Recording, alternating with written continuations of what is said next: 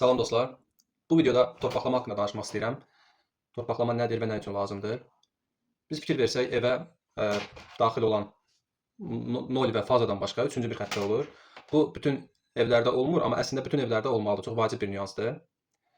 Ə, Belə deyək də, evdən kənarda torpağa elektrodlar, torpaqlama üçün nəzərdə tutulmuş elektrodlar bastırılır və həmin elektrodlardan evə xətt çəkilir.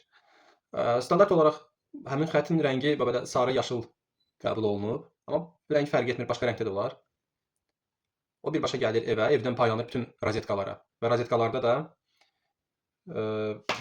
məsələn bəzi rozetkalarda yoxdur, məsələn bu rozetkada yoxdur. Yəni bunu torpaqlama çəksək buna qoşa bilməyəcək. Bunun heç bir mənası olmayacaq. Amma məsələn bu rozetkada deyək ki, görürsüz burada nol və fazadan başqa kənarda belə bir dəmir hissələr var. Bunlar torpaqlamaya qoşulan hissələrdir.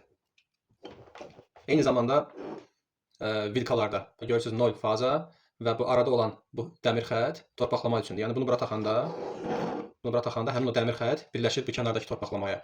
Yəni burada 3 kontakt olur artıq. Nol, faza və torpaqlama. Və bunun texnikadır, tutaq ki, bu hansısa bir texnikadır. Və bunun da digər ucunda görürsüz bu nol, bu faza deyək. Və eyni zamanda belə bu rəngdə də torpaqlama gedir, həmin texnikanın korpusuna birləşir. Məsəl üçün, deyək ki, bu kombidir. Bu gedir kombinin korpusuna birləşir. Fərqi yoxdur, bu texnika kombidir, paltaryandır və s. Və bu gedir bağlanır kombinin korpusuna. Və həmin korpusdan bütün elementlərə, yəni fan olsun, qızdırıcı elementlər olsun və digər yüksək gərginlikli çalışan elementlər olsun, hər birinə ayrıca belə bir xətt gedir. Bu vacib bir elementdir. Bunun işləmə prinsipi nədir, mahiyyəti nədir? Məsələn, deyək, bu kombinin fanıdır. Bu yüksək gərginliklə işləyən bir fandır, 220 voltla işləyir. Və yaxud da olsun paltaryanın bir hissəsi, paltaryanın su qızdırıcısıdır. Bu da eyni ilə 220 voltla işləyir. Məsəl üçün deyək, biz buna qoşuruq.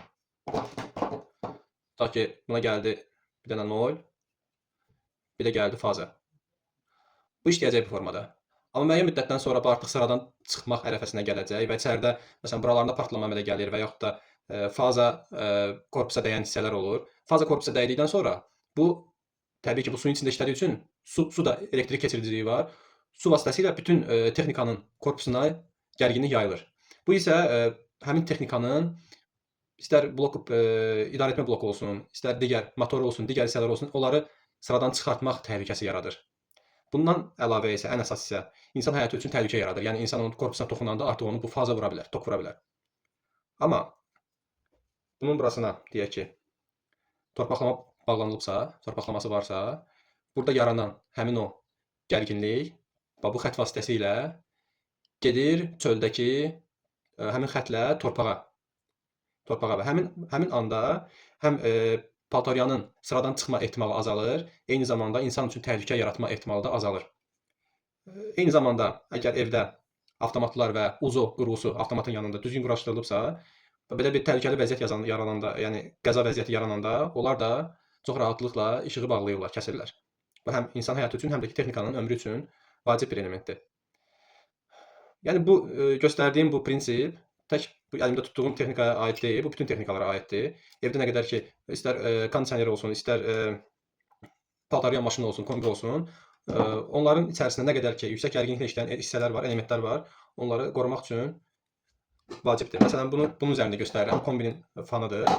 Bunda da görürsünüz, burada bir plus yeri var, daha doğrusu faza yeri var və nol yeri var. İkisinə taxırsınız, bu formada işləyəcək.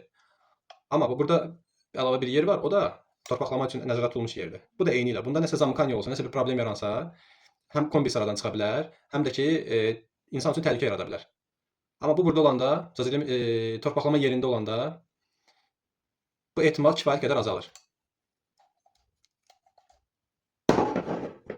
Bundan əlavə torpaqlama başqa məqsədlər üçün də istifadə olunur. Mən indi sadaladığım bunlar hamısı ev üçün hansı funksiyanı yerinə yetirir, onu dedim sizə. Amma bundan əlavə bəzi texnikalar var ki, məsələn, mənim təcrübəmdə olub, tərəzilər var, yük maşınlarının çəkisini ölçən tərəzilər, onlar açıq havada olur və onların 6, bəzənsə 8 dənə yerə bərkidilən lot cell dediyimiz datikləri olur, onlar 5 voltla işləyirlər. Və həmin tərəzilərdə bu torpaqlama sistemi normal yığılmayanda, onda düzgün işləmir o. Xüsusən də yağışlı havalarda və yaxud da Əgər yaxınlıqdan hansısa yüksək gərginlikli elektrik xətti keçirsə yerin altından, o onun işinə mane olur. Yəni bu tip torpaqlamalara funksional torpaqlama deyilir. Yəni bu sadəcə onun düzgün işləməyinə dəstək olur. Və bəzi ev əşyaları da var. Məsələn, ev texnikalarından bəzi kombilər var ki, onlar da torpaqlama sistemi normal olmayanda ümumiyyətlə işləmir. Və yaxud da ki, düzgün işləmir. Bundan başqa torpaqlamanın digər funksiyalarından biri, məsələn, biz deyirik ki, şəbəkədə olan nol və faza. Biz fazaya toxunsaq, bu vuracaq bizi, tok vuracaq. Amma nolya toxunanda vurmaya bilər. Bunun səbəbi nədir? Bunun səbəbi evə gələn transformator şəbəkəsindən, transformatorun yanında bəlkə də fikir vermiş olarsınız, torpağa bastırılmış bir qurğu var. Əslində, həmin o torpağa bastırılmış qurğu olmasa, evə gələn şəbəkənin hər ikisində, həm nolda, həm fazada, hər ikisinə toxunanda bizi vurmalıdır. Sadəcə, nol dediyimiz həmin o xətt transformatorda torpaqlandığı üçün, həmin qurğu vasitəsilə, nol bizi vurmur. Yəni, normal işləyirsə vurmur. Çünki o torpaq ilə bizim potensialımız eynidir. Yəni, fərqli potensialda olmadığımız üçün o bizi vurmur. Amma faza ilə biz fərqli potensialdayıq və ayağımız yerdədir, torpaqdadır, ona görə bizi vurur. Amma bu demək deyil ki, əgər nol bizi vurmursa, biz nola əlimizi vurmalıyıq və onun üstündə istədiyimiz əməliyyatı etməliyik. Xeyr. İstənilən halda, istər nol üstündə hansı əməliyyat edək və yaxud da faza üzərində hər hansı bir əməliyyat ediriksə, avtomatdan, mərkəzdən işıq mütləq kəsilməlidir. Bu vacib bir elementdir. Yəni, nol məni vurmayacaq kimi bir qanun yoxdur. Bundan başqa məlumat üçün də deyim, başqa sahələrdə istifadə olunan torpaqlamalar da var. Məsələn, fikir vermiş olarsınız, hündür binaların üstündə, hündür vışqaların üstündə uzun bir antena kimi belə qurğular olur. Onlar ildırıma qarşı, yəni ildırım vurduqda onun binaya zərər verməmək üçün həmin o torpaqlama sistemidir ki, enerjini birbaşa yerə, torpağa yönləndirir. Yəni, binaya zərər vurmağına imkan vermir.